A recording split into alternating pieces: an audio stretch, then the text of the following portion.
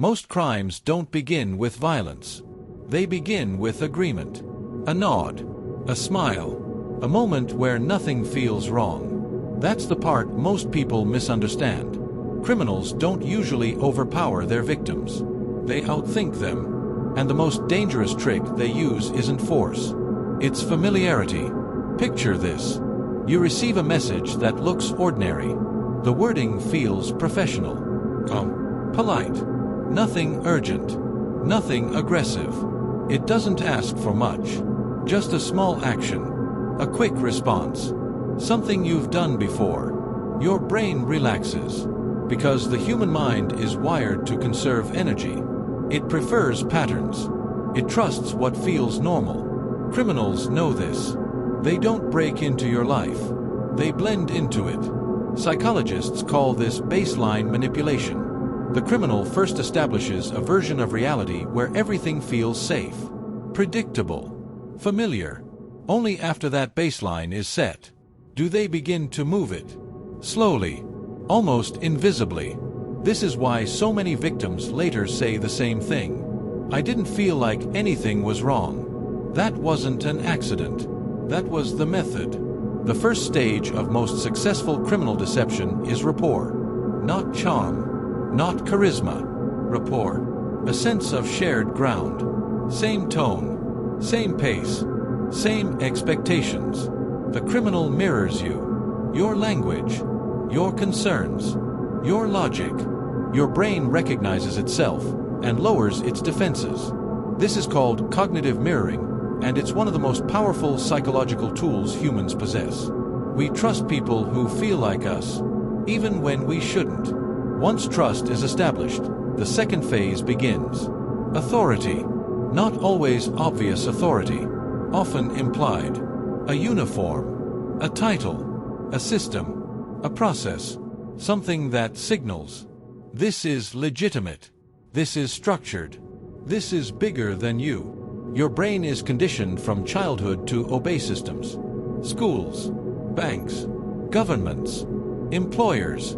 Criminals exploit that conditioning. They don't ask you to trust them. They ask you to trust the framework they pretend to represent. And frameworks feel safer than individuals. Here's the disturbing part. Even intelligent, cautious people fall for this. In fact, intelligence can make you more vulnerable, not less. Because smart people trust their ability to detect danger. They believe they would notice manipulation. Criminals count on that confidence. The third phase is incremental commitment. Nothing big happens at first. Just a small step. Then another. Each one feels harmless on its own. But psychologically, something crucial is happening. Your brain is becoming invested. Once you take a step in one direction, your mind begins to justify it, to protect its own self-image. I wouldn't do this if it was wrong. I'm not the kind of person who gets tricked. This is known as commitment bias, and criminals design their methods around it. By the time the danger becomes visible, your brain is already working against you. Not because you're weak, but because your mind is trying to remain consistent. Admitting something is wrong now would mean admitting you were wrong before. And that's uncomfortable. So the brain delays, rationalizes, explains away warning signs. Criminals don't need to hide the truth forever. They only need to delay recognition long enough. This is why scams, frauds, and psychological crimes rarely feel dramatic in the moment. They feel administrative, procedural, boring, which is exactly why they work. Another weapon criminals rely on is emotional asymmetry. They are calm, detached, prepared. You are not. They've rehearsed this interaction dozens of times. You're experiencing it once. That imbalance matters. When stress enters the situation, urgency, fear, embarrassment, your brain shifts control from logic to emotion. Decision-making becomes reactive, short-term, survival-focused. Criminals introduce pressure after trust is established. Never before. Notice the pattern forming. 1. Establish normality. 2. Build trust. 3. Introduce authority. 4. Secure small commitments. 5. Apply pressure. None of this requires violence. None of it requires intimidation. It requires understanding how the human mind protects itself, and turning that protection into a weakness. And here's the most unsettling truth. Victims often blame themselves afterward. They replay the moment, search for the point where they should have known. But the manipulation didn't occur at one moment. It unfolded gradually, systematically, designed to feel invisible. Criminals don't rely on stupidity. They rely on human psychology working exactly as intended. The same instincts that help us trust, cooperate, and function in society are the ones they exploit. And once you understand that, something becomes clear. The real danger isn't criminals who look dangerous. It's criminals who look ordinary. Because the most effective deception doesn't feel like a trap. It feels like choice. When doubt appears, and why it's too late, there is always a moment when something feels off. Not fear, not panic, just a quiet hesitation. A pause your brain tries to ignore. That moment is critical, and criminals know it exists. They plan for it.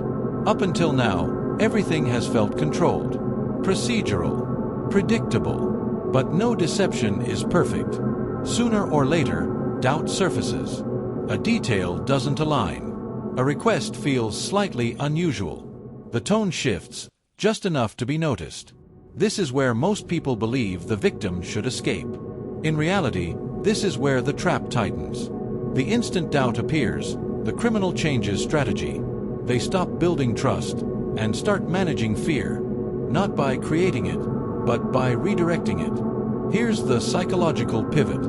Instead of making you afraid of them, they make you afraid of breaking the process. They imply consequences, not threats.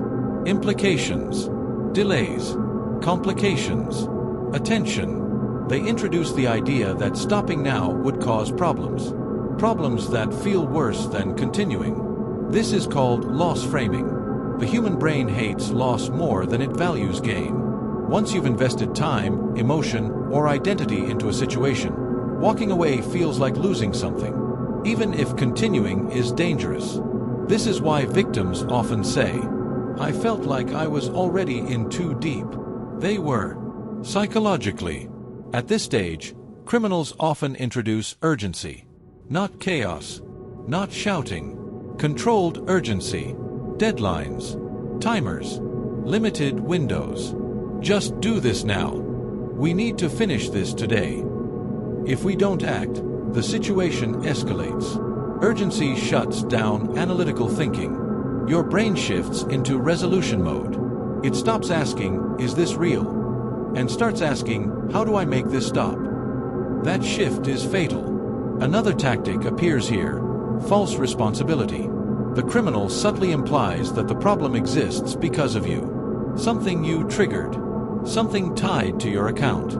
Your name. Your action. This creates anxiety, but also obligation. Your brain wants to fix what it believes it caused, even if the cause is fabricated. And here's where manipulation becomes almost invisible. The criminal doesn't tell you what to do. They guide you into deciding it yourself. They ask leading questions. What do you think the safest option is? Wouldn't it be better to handle this quietly? Do you want this to get worse? You arrive at the conclusion they want, and because it feels like your idea, you trust it. This is guided autonomy, one of the most powerful persuasion tools ever studied. At this point, even clear warning signs get reinterpreted. Your brain reframes them. Suspicion becomes stress. Confusion becomes complexity. Alarm becomes inconvenience. You don't think, "This is a trap." You think, "This is messy, but manageable." And criminals thrive in mess. There's another layer most people never notice. Shame anticipation. Criminals know you don't want to look foolish. You don't want to explain this to others. You don't want attention. So they frame secrecy as protection. This is confidential. Don't involve anyone else. We don't want to escalate unnecessarily. Isolation sets in. And isolation is oxygen for manipulation. Once you stop cross-checking reality with other people, the criminal becomes your only reference point. That's when reality collapses inward. This is why victims often delay asking for help. Not because they're ignorant, but because they're embarrassed. And criminals exploit that ruthlessly. By now, the power balance is inverted. The criminal appears calm. You feel reactive. They control pace. You chase resolution. They repeat familiar phrases. You cling to them. Your mind is no longer evaluating truth. It's seeking relief. Here's the darkest part. Even when the victim knows something is wrong, compliance often continues. Because fear has shifted. You're no longer afraid of the criminal. You're afraid of what happens if you stop. That's psychological captivity. And it doesn't require chains. This is why confrontation rarely works. Telling a victim, just hang up, or just walk away, ignores what's actually happening in their brain. They're not choosing freely anymore. They're managing internal pressure. Eventually, the final action happens. The transfer, the disclosure, the decision that cannot be undone. And immediately after, clarity returns. The urgency evaporates. The authority disappears. The process collapses. And reality rushes back in. That's when the weight hits. Not just financial loss. Psychological injury. Victims don't just lose money. They lose trust in their own judgment. They replay conversations endlessly. They fixate on missed signs. They question their intelligence. Criminals disappear. The damage stays. But here's the uncomfortable truth. The victim didn't fail. The system did. A system built on trust, cooperation, and assumption of good faith was turned against them. Criminals didn't invent new psychology.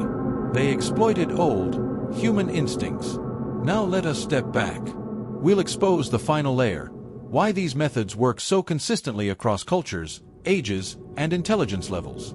And how understanding them doesn't just protect you. It changes how you see the world. Because once you recognize these patterns, manipulation becomes loud, and silence becomes suspicious. That's where the real defense begins.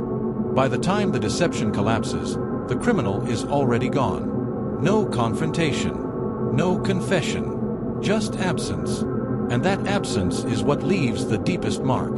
Because what lingers isn't the crime itself. It's the realization that your own mind was used as the weapon. Most people ask the wrong question after being manipulated. They ask, why didn't I see it? The real question is, why did it work at all? Because once you understand that, the story stops being about criminals and starts being about human cognition. Criminals don't rely on intelligence gaps. They rely on predictability. Your brain is not broken. It is efficient. It uses shortcuts because it has to. Trust authority. Resolve uncertainty. Avoid conflict. Protect identity. Reduce stress. These instincts keep society functioning. And that's the paradox. The same traits that make cooperation possible also make manipulation inevitable. This is why fraud victims come from every background. Doctors, lawyers, engineers, psychologists. Education doesn't protect you. Experience doesn't immunize you. Awareness helps, but only if it changes behavior. The final stage of criminal psychology is exit without friction. Once the crime is complete, the manipulator vanishes quietly. No dramatic ending, because drama draws scrutiny. Silence creates confusion. Victims are left alone with unanswered questions. And that delay gives criminals time. Time to disappear. Time to reuse the same methods on someone else. Here's what most people never realize. Criminals don't need you to believe them forever. They only need you to believe them long enough. Minutes. Sometimes seconds. That's it. So what actually protects you? Not paranoia. Not suspicion of everyone. Pattern recognition. The ability to notice structure, not stories. These methods always follow the same arc. Authority appears. Trust is reinforced. Urgency narrows thinking. Isolation removes verification. Responsibility is shifted. Action is rushed. Exit is silent. Different accents. Different platforms. Same psychology. Once you see the structure, the disguise fails. The most powerful defense is slowing the moment criminals need to accelerate. Pause. Break sequence. Introduce another person. Step outside the frame they created. Criminal psychology collapses when control over pace is lost. That's why they hate delays. That's why they discourage verification. That's why they push urgency. Time is your shield. And here's the final truth. This isn't just about crime. These same techniques appear in cult recruitment, high-pressure sales, political persuasion, online radicalization, abusive relationships, different labels, same psychological machinery. Once you understand that, the world feels different, calmer, but sharper. You start noticing when language narrows options, when urgency replaces clarity, when authority avoids transparency, and when silence is being used as a weapon. Criminals succeed not because they're smarter, but because they move faster than doubt. When you slow the process, their advantage disappears. That's the ending they don't want you to reach.